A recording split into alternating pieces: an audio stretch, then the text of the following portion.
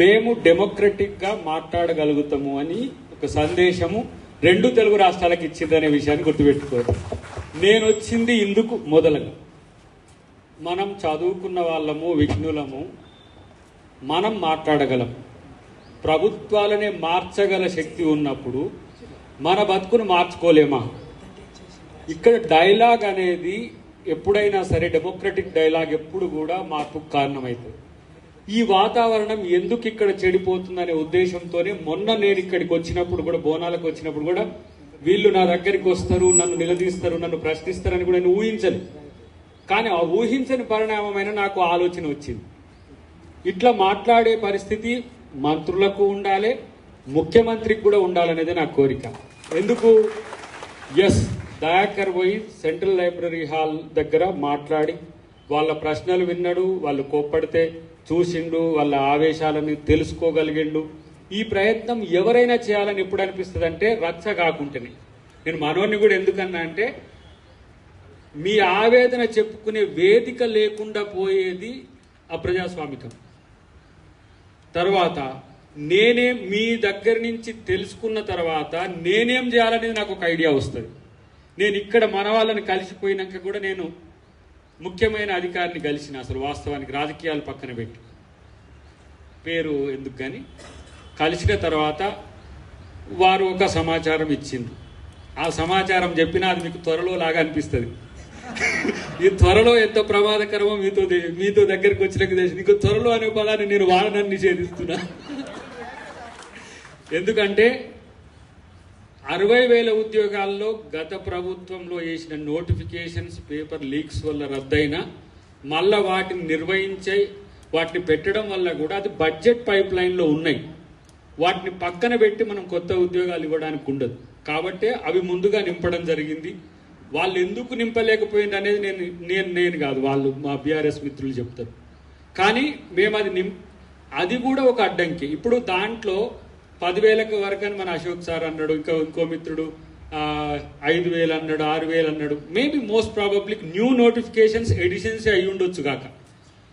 అవి 52,000తో ఇప్పుడు 62,000 ఇట్లా వచ్చినట్టుగా ఏదో లెక్క ఉంది. నేను దాన్ని పూర్తి స్థాయి వివరాలు తీసుకుంటా. కానీ ఇప్పుడున్న పరిస్థితుల్లో మోస్ట్ ప్రాబబ్లీ మీరు అనుకుంటున్న ఎన్నికల లోపుకే 18,000 ప్లస్ 22,000 వరకు పర్మిషన్స్ వచ్చి నోటిఫికేషన్స్ కూడా రావచ్చు అనేది నా యొక్క ఆలోచన. దాన్ని మీతో కలిసి ఒక రిప్రజెంటేషన్ ప్లాన్ చేస్తున్నా. 10 మంది మీరు ప్లాన్ చేసుకోండి, 15 మంది మీరు ప్లాన్ చేసుకోండి.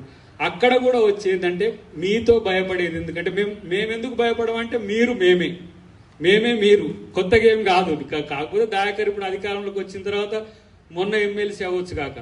కానీ నేను ఇంతకుముందు చెప్పిన కదా, ఒక రోజున నేను కోదండరామ్ గారి దగ్గరికి పోతే ఊహించలే నేనైతే అసలు అంత స్పాంటేనియస్గా థౌజండ్స్ ఆఫ్ క్రౌడ్ వచ్చి. అంటే విద్యార్థి శక్తి కానీ నిరుద్యోగ శక్తి కానీ ఎట్లా ఉంటుందో, నేను నా లైఫ్లో నేను ఎంకామ్ చేసిన, ఎంసీఏ చేసిన, ఎల్ఎల్బి చేసిన, పిహెచ్డి చేసిన, కానీ ఆ రోజు చూసిన ఆ కసి నాకెందుకో చాలా భయంకరంగా అనిపించింది. ఆ రోజు చాలా పెద్ద ఎత్తున ప్రతిదాడికి కూడా వాళ్ళు తెగబడే పరిస్థితుల్లో దాన్ని సబటైజ్ చేసిన, అది చాలా ప్రమాదకరం. అలాంటి పరిస్థితిని మీకు రానివ్వమని మాత్రం నేను ఈ వేదిక మీద నేను తెలియజేస్తున్నా. మీకు 15వ తారీఖు వరకు ఆగస్టులో మా అశోక్ సార్ అన్నట్టు, మా మిత్రులు అన్నట్టు మీరు డెడ్ లైన్స్ పెట్టుకున్నా ఆ డెడ్ లైన్స్కి అవకాశం రాకుండా చేసే ప్రయత్నం చేస్తా. వీలైతే రేపే ఎల్లుండే ముఖ్యమంత్రి గారిని కూడా నేను మిమ్మల్ని కలిసినా అని కూడా చెప్పాలి. ఇట్లా మీడియా ద్వారా చెప్పుడు కాదు కదా, మిమ్మల్ని కలిసినా ఇట్లా పోయినా అనే విషయం కూడా చెప్పాలి. ఒకటి మాత్రం నేను గమనించింది ఏంటంటే, మేము తెచ్చుకున్న ప్రభుత్వంలో మాకు అవకాశాలేవి?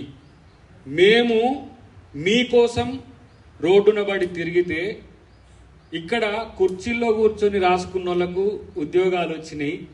మరి మా సంగతి ఏంటని మీరు మమ్మల్ని నిలదీసినట్టుగా కనపడ్డది ఇక్కడ. ఇదే కాకుండా 2 లక్షల ఉద్యోగాల, ఇంతకుముందు మన మిత్రుడు అన్నట్టు ఎంత మేరకు ఉన్నదో వాటి విషయాలు కూడా నా ద్వారా తెలియజేసే ప్రయత్నం చేయడం కాకుండా, జీపీఓస్ కూడా సంబంధించి నేను పెద్దలతో మాట్లాడి మీ కాడికి రావాలంటే ఏదో ఒకటి చెప్పకుండా నేను రావడం కూడా భావ్యం కాదు.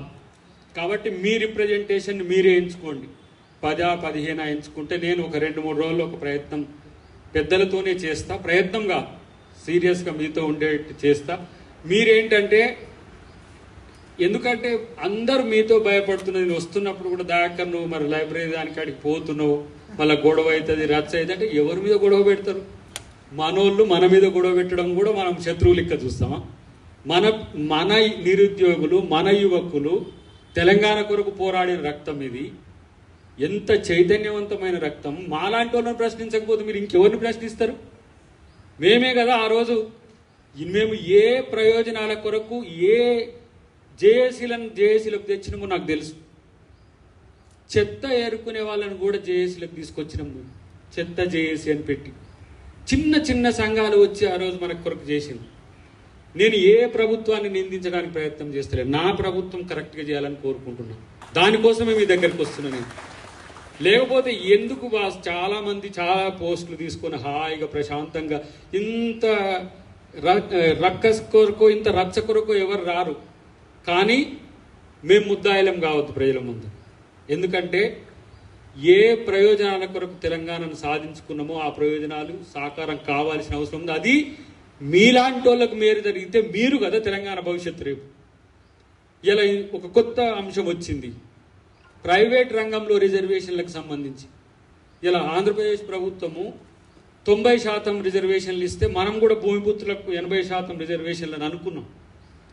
Subscribe us and press the bell icon for more interesting updates.